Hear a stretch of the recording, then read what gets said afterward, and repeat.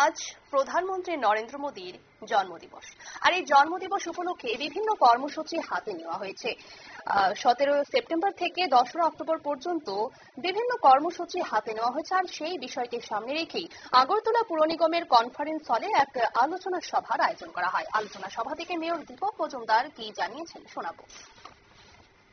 বিভিন্ন কর্মসূচি ভারত সরকার, রাজ্য সরকার, আগরতলা পৌর নিগম থেকে নেওয়া হয়েছে।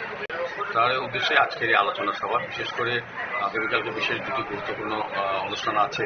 একটা হচ্ছে রবীন্দ্র শতবার্ষিকী ভবনে মাননীয় মুখ্যমন্ত্রী সেবাই স্বচ্ছতা উৎসবের আনুষ্ঠানিক উদ্বোধন করবেন।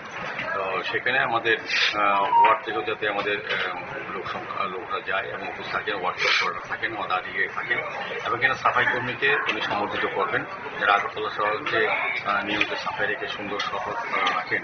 তাদেরকে মুখ্যমন্ত্রী সরকারের পক্ষ থেকে তাদেরকে সম্বর্ধিত করা হবে।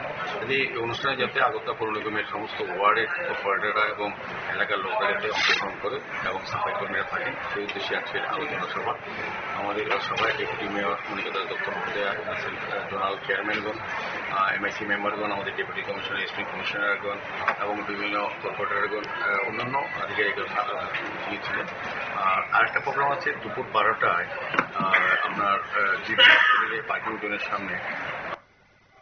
আপনারা শুনলেন মেয়র দীপক মজুমদারের বক্তব্য। আজ প্রধানমন্ত্রীর জন্মদিনকে কেন্দ্র করে বিভিন্ন কর্মসূচি হাতে নিয়েছে। সেই সাথে 17 থেকে 2 অক্টোবর পর্যন্ত এই কর্মসূচি চলবে এবং এই বিষয়কে সামনে রেখে আগরতলা পুর নিগমের কনফারেন্স হলে আলোচনা সভা করা হয়।